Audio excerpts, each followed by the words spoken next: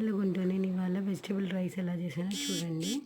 Vegetable rice చాలా simple. Cauliflower, capsicum, carrot, beans, onion, పచ్చిమిర్చి ఇవన్నీ కట్ చేసుకొని పెట్టుకొని ఆయిల్ ఆర్ గీ మీ ఇష్టం, దాంట్లో ఫ్రై చేసుకొని అల్లం వెల్లుల్లి పేస్ట్ వేసుకోవాలి. ఈలోపు మసాలా ప్రిపేర్ చేసుకున్నాను. ధనియాలు, జీలకర్ర, చెక్క, లవంగ ఇది పౌడర్ చేసుకొని పక్కన పెట్టుకోవాలి. ఇవి మగ్గించుకోవాలి బాగా. నేను కుక్కర్లో కొన్ని వాటర్ వేసి కొంచెం సాల్ట్ వేసి ఇవన్నీ ఆయిల్లో ఫ్రై అయ్యి ఉడికిన తర్వాత ఒక 2 విజిల్స్ అయిన తర్వాత పెట్టేశాను. ఈలోపు రైస్ ప్రిపేర్ చేసుకున్నాను. విడిగా ఉంచుకున్న రైస్ పొడి పొడిగా ఉంటుందని ఆ రైస్ ప్రిపేర్ చేసుకున్న తర్వాత రైస్ ఉడికిన తర్వాత ఈ ఉడికిపోయిన వాటిలో కొంచెం మసాలా ప్రిపేర్ చేసుకున్న మసాలా వేసి ఆ రైస్ అందులో వేసి తిప్పుకున్నాను. బాగానే ఉంది. మనం పులిహోర ఎలా కలుపుకుంటామో అలాగా. ఇది మొత్తం ఉడికిపోయిన తర్వాత వాటర్ అంతా వెళ్ళిపోయిన తర్వాత కూరగాయలు అన్నీ ఉంటాయి కదా, అందులో ఈ రైస్ కలుపుకోవడం అంతే. చాలా సింపుల్గా బాగుంటుంది, టేస్టీగా ట్రై చేయండి ఫ్రెండ్స్. పిల్లలు ఇష్టంగా తింటారు. బాయ్.